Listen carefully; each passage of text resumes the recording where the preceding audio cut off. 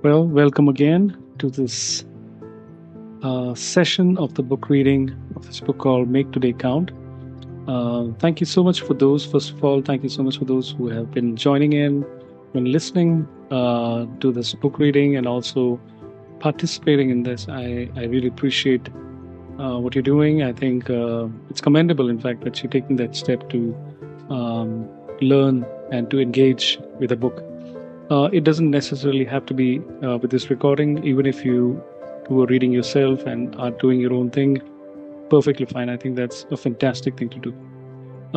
Today, before I begin, I would like to say something. I think it's very important and high time that I actually come out and just say this. I have a high appreciation in this moment for the young people in India who are actually standing against the atrocities and the injustice that's taking place in the educational sector.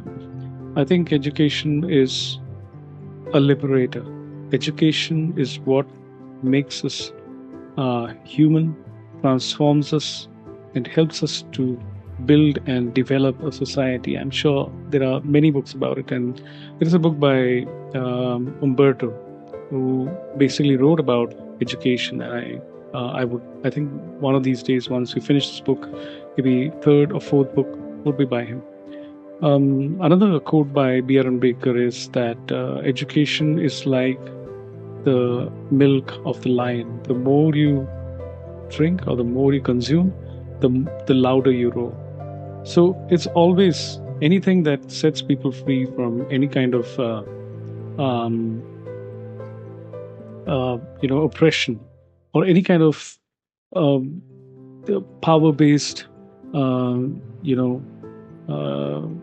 injustice. It's always going to be made powerless. It's always going to be watered down. It's always going to be attacked at all times. And I really commend the young people who are standing and protesting against this. In India, I have a high appreciation for that. And I congratulate them for what they're doing. People like me, I feel like a coward that I have not said much, not done much, but today I am, because it's becoming too much. I saw visuals of young people being beaten up. I saw a handicapped person who was slapped and who was beaten up quite badly. It's just horrible.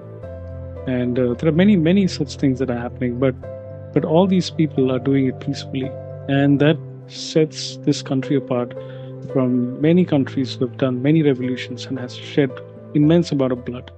But I appreciate the non-violent approach to do this, and I think it's going to bear fruit. It's going to bear a great fruit, and history will be a witness to these young people, their names, their faces, and the things they have suffered and struggled for freedom, for justice, from any kind of tyranny and oppression against the educational system, which is a lifeline to many who are in the oppressed class of the society. So my many congratulations before I go any further. Now, let's continue. We're going to read the third chapter of Make Today Count by John C. Maxwell. Not sure how many of you engaged with those questions, those priority decisions. Let me be honest, today I did not work on my priorities. I did not make a plan or decision. So that really affected me quite a lot. And I'd be honest at every point to let you know that I'm as human. I'm also equally trying to change and to do things differently. And but it's a beautiful journey. Every time when I think about this book, I think about this recording, I find a lot of purpose. I find a kind of a community that is coming together to learn and to engage with something, to be consistent, to be set apart. I think that's more important than everything. So let me be honest. Priority decisions today did not go as planned, but I am committed to make sure that I get up again and I try again. So I encourage, if any one of you are struggling the same way that I am, I suggest don't give up. Just keep trying, keep getting up, keep doing it. So let's read the third part, which is the most important part actually, which I feel especially for me. It's chapter 3, that is health. Let's start reading. I need to begin this chapter by making a confession. Usually, when people pick up a book, especially a book that contains advice, they expect the author to be an expert in every area he writes about. That is not the case with me when it comes to health. For much of my life, I have dropped the ball in this area. It was really more a matter of neglect than anything else. I've always been as healthy as a horse. In 30 years of public speaking, first as a pastor and then as a conference and seminar leader, I've never missed an engagement due to illness. Not one. I just don't get sick, and I've always had lots of energy. Even when I had to burn the candle at both ends, I still had plenty of energy left over. I have lived a very fast-paced life. For about 10 years, I held down 2 demanding jobs. I led a church of more than 3,000 people with a staff of over 50 and a budget of $5 million a year. At the same time, I led a leadership development organization that required me to travel to speak more than 100 days a year. Maintaining a lifestyle at that pace meant that I rarely exercised. I didn't eat well, and I was overweight. But I didn't worry. Every year, I took a physical and received an excellent report from my doctor. So I simply took my health for granted. All that changed for me on December 18th, 1998. That was a night of the annual Christmas party for my employees and their spouses. At the end of the party, I didn't feel well. One of my employees gave me a goodbye hug and felt cold sweat on the back of my neck. Then suddenly I felt an excruciating pain in my chest that brought me to my knees. I had never experienced anything like it. As I lay on the floor awaiting the paramedics, it felt like an elephant was sitting on my chest. I was grateful that Margaret, our children, and many of my closest friends were there with me at the party. Because I thought I wasn't going to make it. When I got to the hospital, I was told that I was having a serious heart attack. As I lay in the emergency room for the next few hours with doctors trying different treatments, none of which seemed to be working, my assistant, Linda Eggers, made a phone call. 6 months earlier, a cardiologist from Nashville named John Bright Cage had met me for lunch and shared his concern for my health. At the end of our conversation, he said that if I ever needed his help, I could call him, day or night. And he included his home phone number. So even though it was 2 a.m., Linda called him. Less than an hour later, in walked Dr. Jeff Marshall and some of his colleagues, announcing the A-team is here. Dr. Cage had called one of the finest cardiologists in Atlanta and asked him to help me. In the wee hours of the morning, Dr. Marshall performed a procedure to remove a clot that had made its way to my heart. He saved my life. Afterward, he explained that he had used a new procedure that had only recently been developed. If I'd had my heart attack a year or two earlier, nothing would have been done. It would have killed me. As I recovered from my heart attack in the hospital, I felt very fortunate to be alive. Cardiovascular diseases are the number one cause of death in the United States and Europe. But I didn't discover how blessed I was until Dr. Marshall told me that I had sustained no damage to my heart. That meant I had the potential to make a full recovery. Dr. Marshall told me that men who survive an early heart attack and learn from it often live longer, healthier lives than those who never suffer a heart attack. The key to my future health would be whether I was willing to make the decision to change the way I lived and stick with it. So, at the age of 51, I made this health decision. I will take good care of myself by exercising and eating right. First section. Making the decision to know and follow healthy guidelines daily. Well, I must say before I go any further that I couldn't have said it better than what is mentioned over here. I myself had a health scare when I had a prostate issue, and it was excruciating. It was just excruciating. The pain was just horrible, and I had to go back to Nepal by motorcycle from all the way from Lucknow to Nepal, and it was a very scary journey because that was a time that I was just recovering out of that prostate issue, and that's the time I decided that I have to eat right, I have to exercise, I have to do something about this. A sedentary lifestyle or a lifestyle too busy with things other than taking care of this body is very dangerous. And even today, I would say that stress eating is still part of my life. I still give into some or the other junk food whenever I'm stressed or going through something. Uh, I hope that as I continue to go through this, learning from the experiences of John C. Maxwell in this book, hopefully I'll also learn something and plus work on the things and the priorities that I need to work on. One of them is health.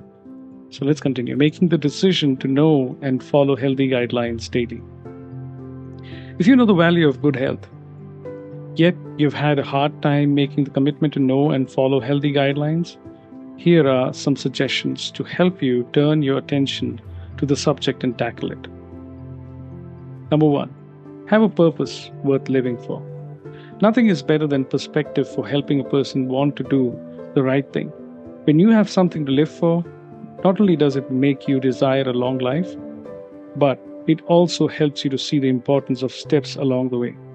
Seeing the big picture enables us to put up with little irritations. It's hard to find motivation in the moment when there is no hope in the future. A sense of purpose helps a person to make a decision to change and then follow through with the discipline required to make the change permanent. I found that to be true after my heart attack.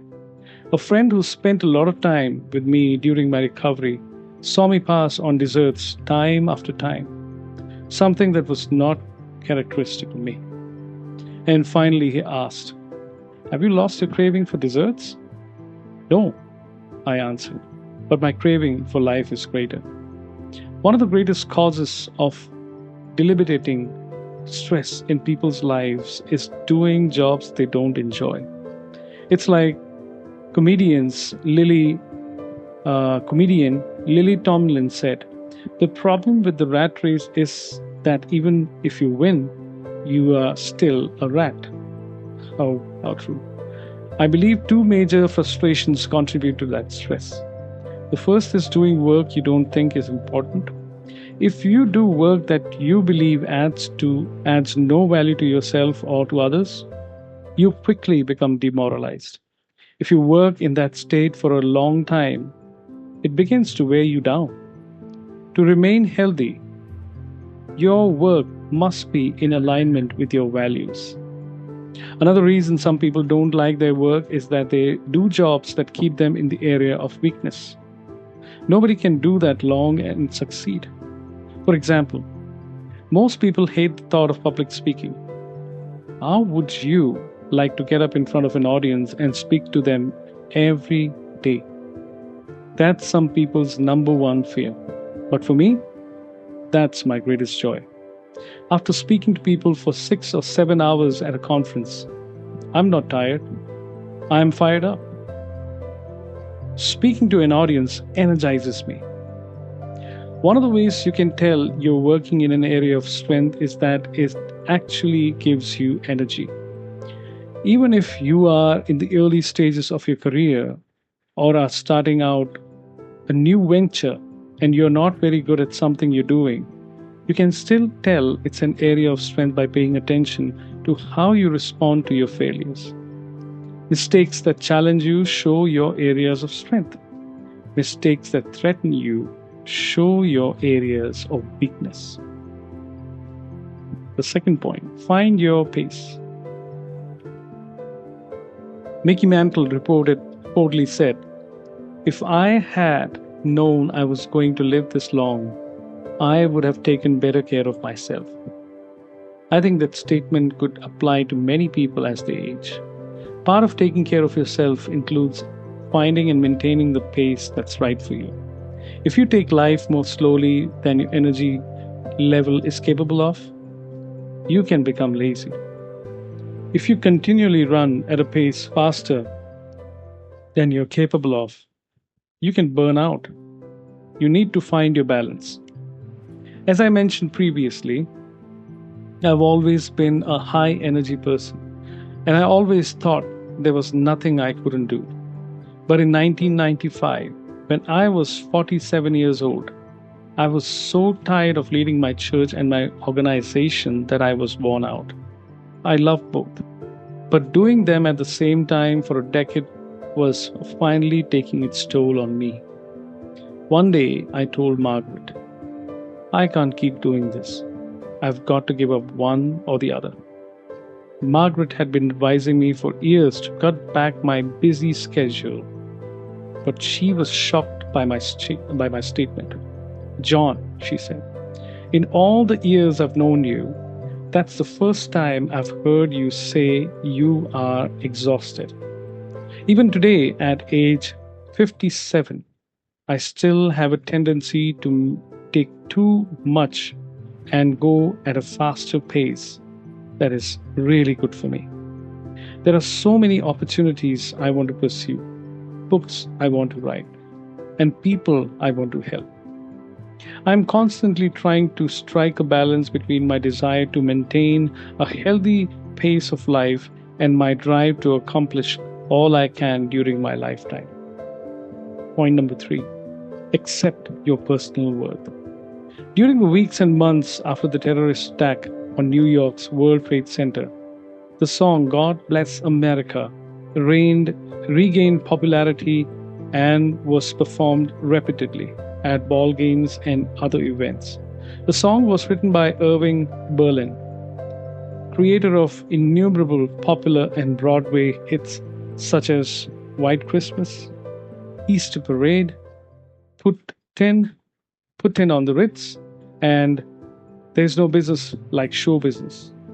Back when I lived in San Diego, I remember reading an interview with Berlin in the Union Tribune in which Don Freeman asked the songwriter whether there was a question he wished someone had asked him.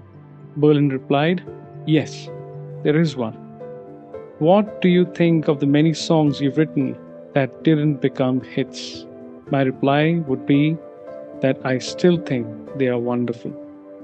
Berlin had a good sense of self-worth and confidence in his work, regardless of whether it was accepted by others. That's certainly not true of everyone. In fact, a poor or distorted self-image is the cause of many health-threatening conditions and activities, from drug abuse and alcoholism to eating disorders and obesity. Psychologist Joyce Brothers says, an individual's self-concept affects every aspect of human behavior. The ability to learn, the capacity to grow and change, the choice of friends, mates, and careers. It is no exaggeration to say that a strong, positive self-image is the best possible preparation for success in life. If your self-image is driving you to do things that negatively affect your health, seek help. Laugh. That's point number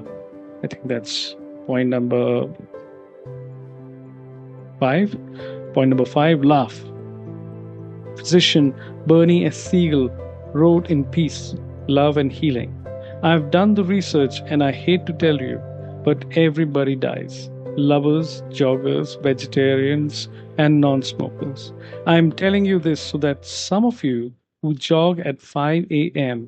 and eat vegetables will occasionally sleep late and have an ice cream cone." We should never take life or ourselves too seriously.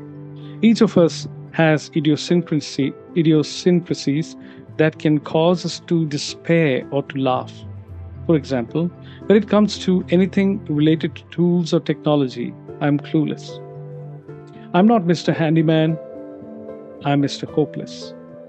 I don't let that bother me at all.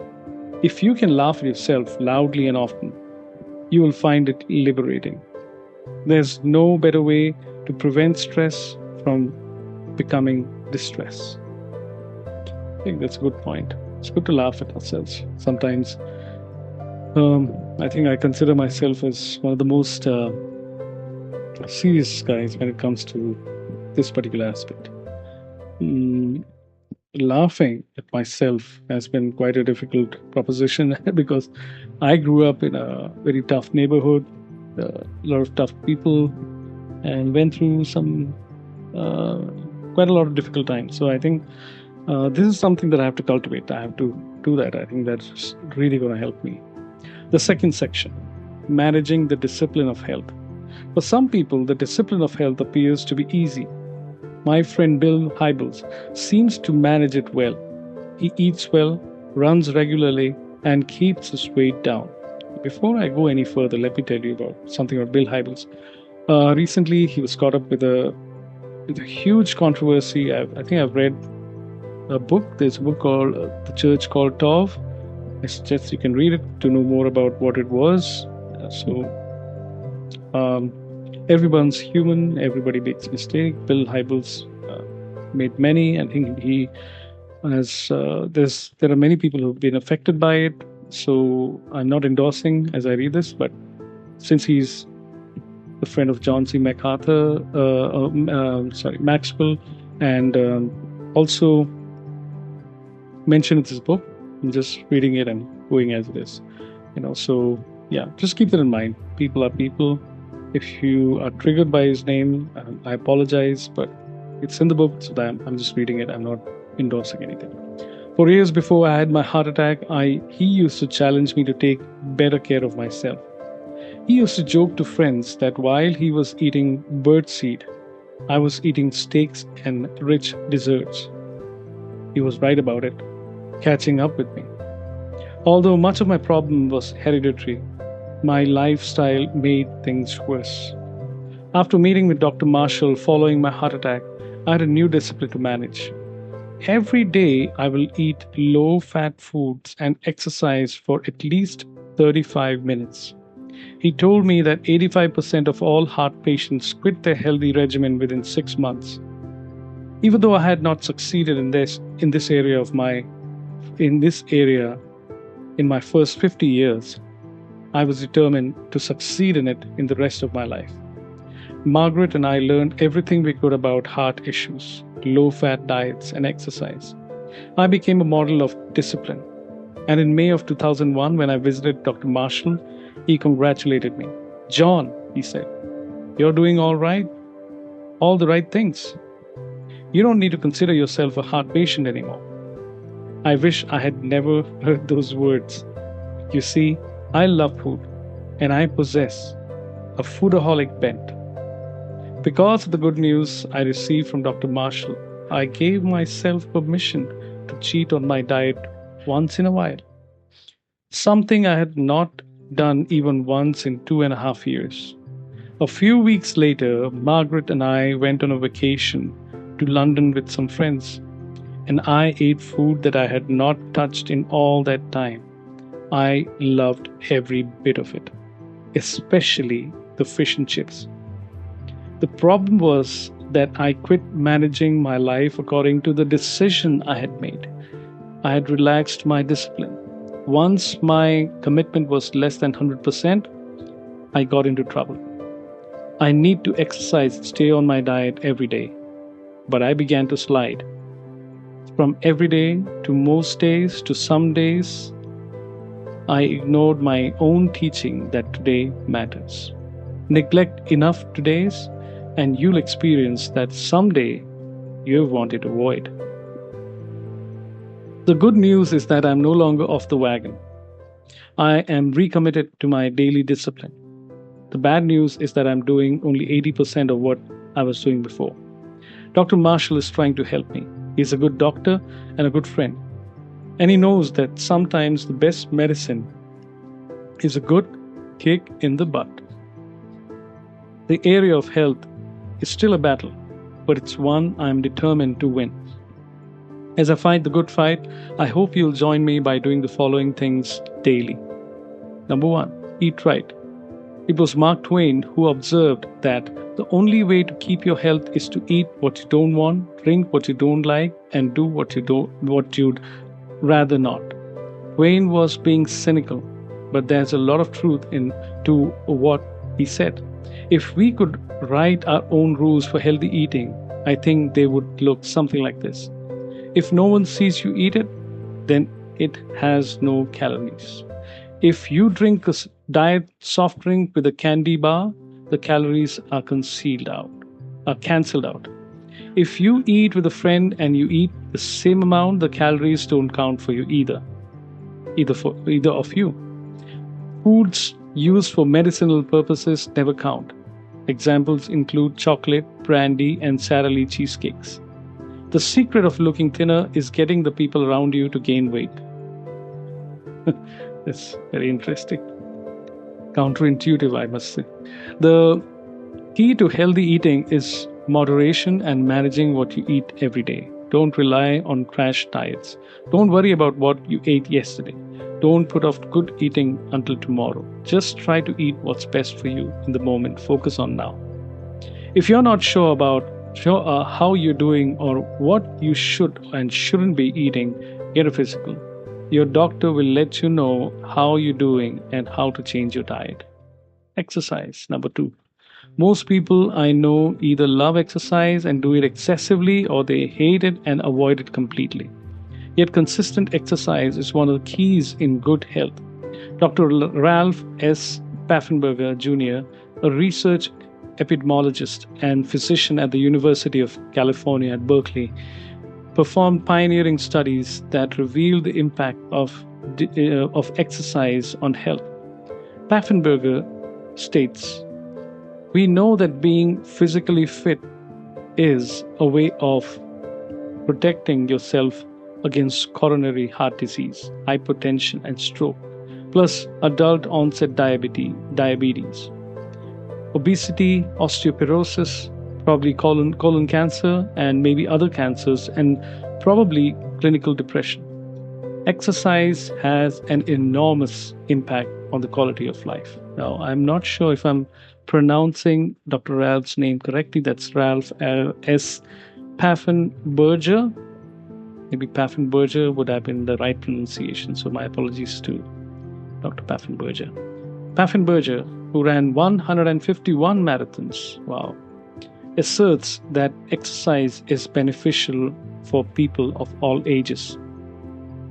One of the tough things about exercising is that the immediate payoff seems so small. You weigh yourself after exercising, nothing. You exercise the next day, nothing. And the next day and the next, still nothing. Then, after the 5th day of exercise, maybe you see that you have lost half a pound. It's easy to get discouraged, especially when you don't see results most of the time. But your 4 days of discipline makes the progress you see on the 5th day possible. The key to success in this area is consistency. I exercise a minimum of 5 days a week by walking on a treadmill for at least 35 minutes a day. That's what my doctor has recommended. If you don't already practice the habit of daily exercise, then find a way to get started. It doesn't really matter what you do as long as you do it. Talk to your doctor, hire a trainer. Do whatever it takes to begin a regimen that's right for you. The next point, that's I think point number 3, handle stress effectively. 100 years ago, most causes of illness were related to infectious diseases. Today they are related to stress. I once read a list of questions produced by the United Kingdom-based National Association for Mental Health to help a person gauge whether stress was becoming a problem. Here's what people were asked. Do minor problems and disappointments bother you more than they should? Are you finding it hard to get along with people and them with you? Have you found that you're not getting a kick out of things you used to enjoy? Do your anxieties haunt you? Are you afraid of situations or people that didn't bother you before? Have you become suspicious of people, even your friends? Do you ever feel that you're trapped? Do you feel inadequate? If you answer yes to many of these questions, stress may be a problem for you. Everybody faces problems and feels pressure at times. Whether that pressure becomes stress depends on how you handle it. Here's how. Here's how I handle issues to keep them from becoming stressful to me. Family problems, communication, unconditional love, time together. Limited options, creative thinking, advice from others, tenacity. Staff productivity problems, immediate confrontation with the person and addressing the issue. Staff leaders with bad attitudes, removal. That's that's quite a step.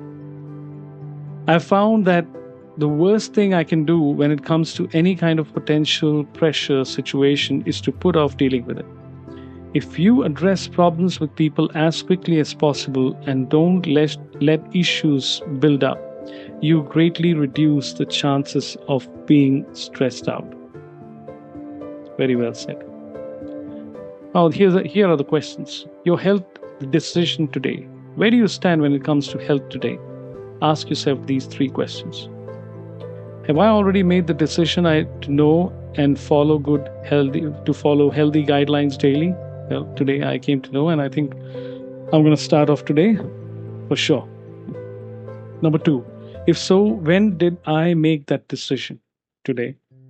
What exactly did I decide? That I will cut off all junk food and I'll start exercising today. Your health discipline every day, based on the decision you made concerning health, what is the one discipline you must practice today and every day in order to be successful?